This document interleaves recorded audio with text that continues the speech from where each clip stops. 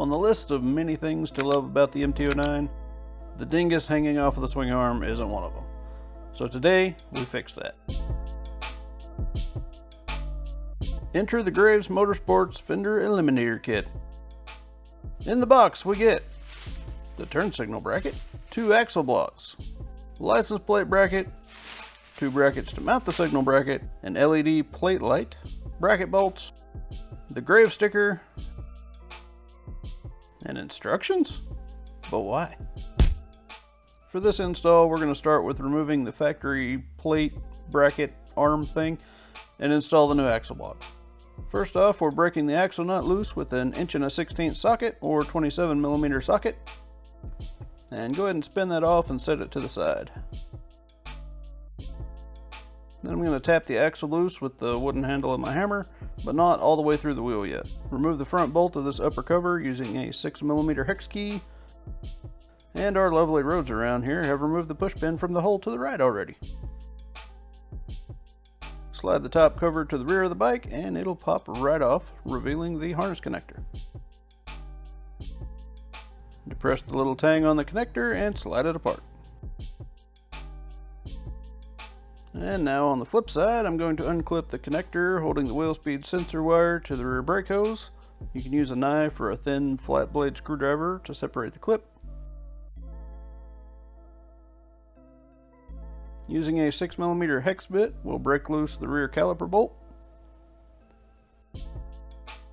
And with a 14mm socket, we'll break loose the front bolt.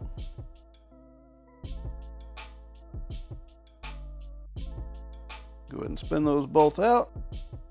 And we'll hang the caliper over the muffler and protect them with a microfiber cloth. Now we're almost ready to remove the axle bolt, so we'll remove the factory plate arm thing and set it to the side.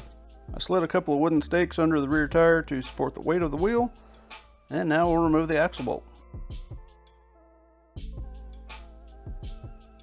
Nice and easy so we don't drop any spacers.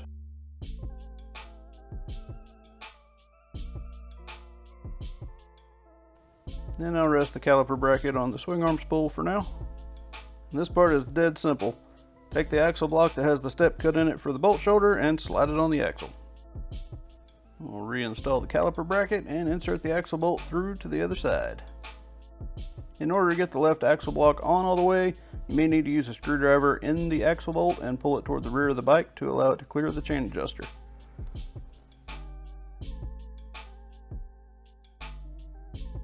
And now use your method of choice to realign the wheel. And go ahead and tighten the axle nut to 108 foot-pounds. We can go ahead and put the top cover on the chain guard and reinstall the front bolt and sleeve, and also the push pin if yours isn't missing. Now to wrap up the rear wheel stuff, we're going to remount the caliper. Be sure and seat your brake pads back against the spring clips on the caliper bracket and install the rear bolt.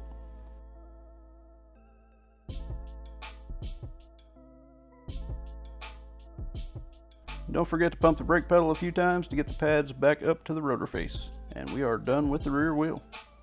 On to the tail tidy. Pop the seat off the bike to get started.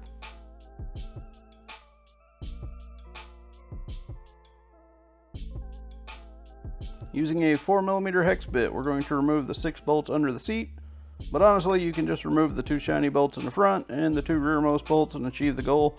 The 2 middle bolts just allow more flex of the side panels going on and off. And underneath, remove the 2 bolts followed by the 3 push pins under each side panel.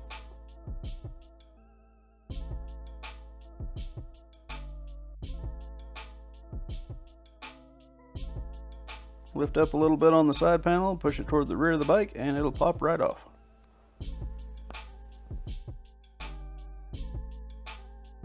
If you have the Ohlins rear shock, you can remove the left side panel without unbolting the shock adjuster. Just use a soft cloth to protect the panel in case it makes contact on removal. Now we'll remove the 2 back screws with our 4mm hex bit to detach the undertail section from the tail light.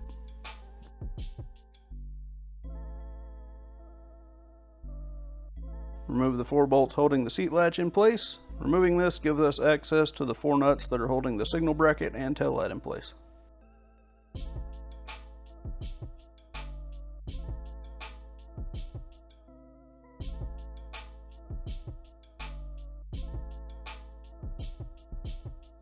Use a wrench and reach under the subframe to hold the bolt heads and keep them from spinning.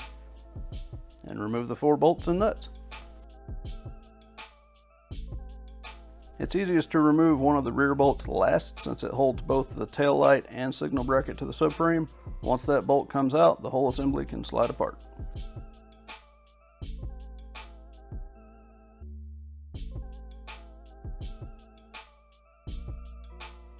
Unplug all your lighting connectors if you haven't already done so. And the turn signal connectors are inside this Velcro pouch.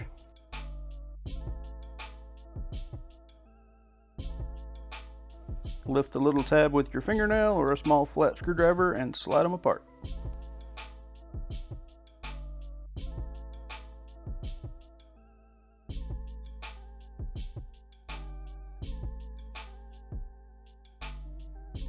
Now to reroute the plate light harness back up and into the tail section.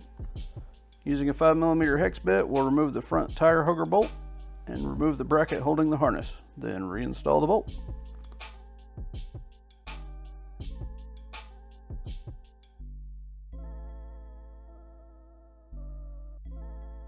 Quick tip on undoing these zip tie style harness connectors is to use a thin blade and lift a small tab that ratchets on the inside. Then pull the loop to open it up and get the harness out.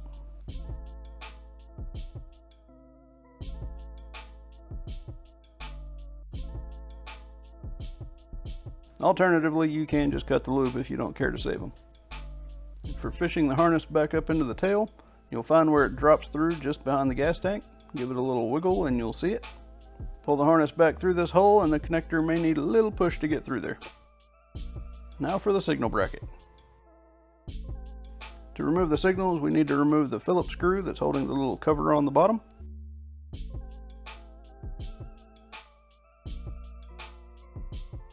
And with that cover out of the way, just lift the rubber tab over the plastic clip.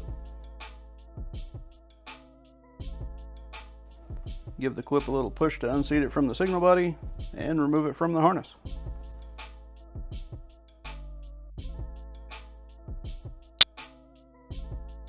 Push inward on the rubber tabs to remove the signal from its bracket. We're going to swap the signals over one at a time, but if you do both and you lose track of left and right, the gray connector is the left-hand signal. Give the tab end a pinch to squeeze it through the opening in the Graves bracket.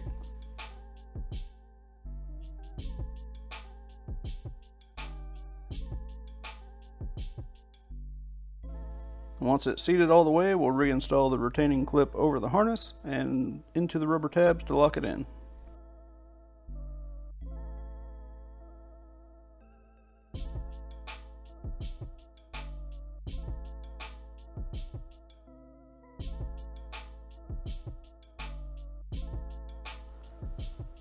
It should look something like this. Now the same process on the second signal. It's a really simple, sturdy construction once it's all locked together.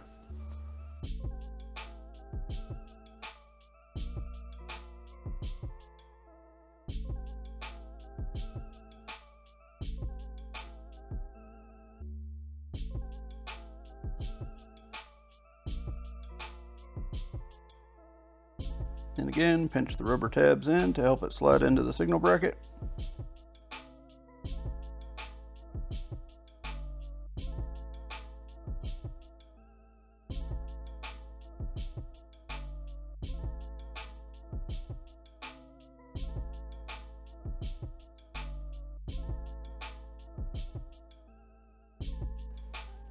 And reinstall the second clip.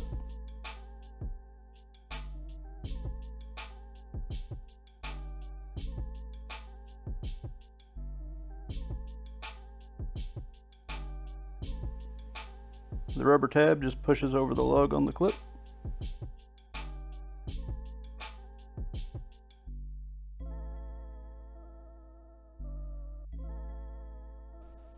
The Graves kit goes together in layers. On top is the plate that will go over your tag. Underneath is the bracket that will attach to the subframe. Bolt through these and leave the bolts just a tad loose to help with assembly onto the motorcycle. All assembled will look like this. Next up, we'll mount the LED plate light. It uses some 3M VHB adhesive on the back side, and it will mount down to the thicker spot of the outer plate. Clean the plate surface with some isopropyl alcohol to remove any oils, peel off the red backing, and stick down the LED light. Easy peasy.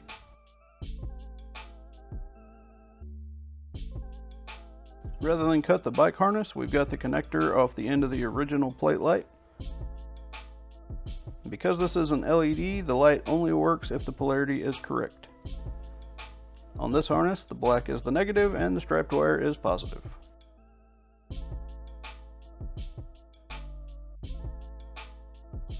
If the wires are reversed, you get no light.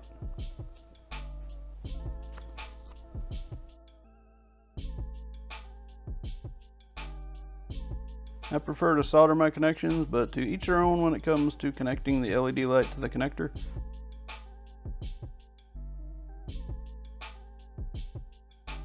The kit does come with these heat shrink connectors, but I'd rather clean up the install with some black heat shrink. It's not pretty either, but it gets the job done. Before we install everything, it's easier to slide the undertail section into the signal bracket. And I'm going to route the signal harnesses through the bracket slots also, just to tidy up the wiring a bit. Use the shorter bolts that came in the kit, and starting with the front bolts, attach the bracket to the motorcycle and leave the bolts slightly loose to allow for adjustments once it's all together.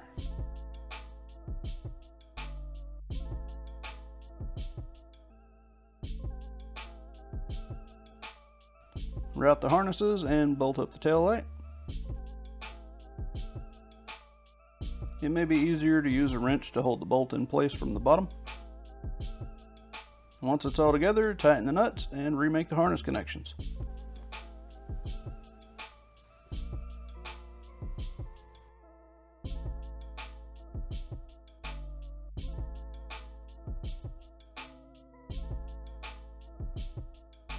I routed the plate light harness up into the left side of the subframe and crossed over to the other harness. There's plenty of length to route it how you would like.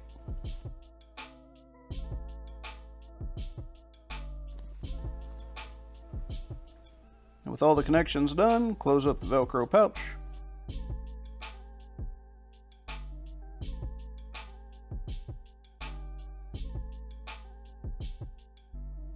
And this bike has a battery tender harness that also needs routed to the rear.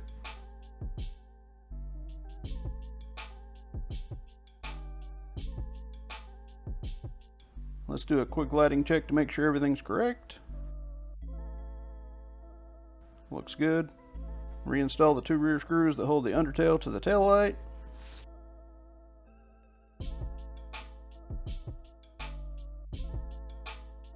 And we'll reinstall the tail pieces in the opposite order of how we took them off.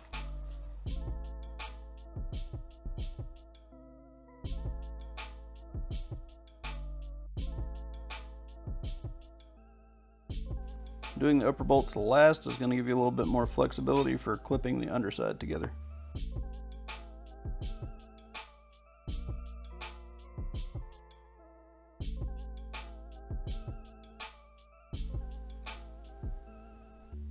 And with the seat going on, this one is wrapped up and ready to enjoy.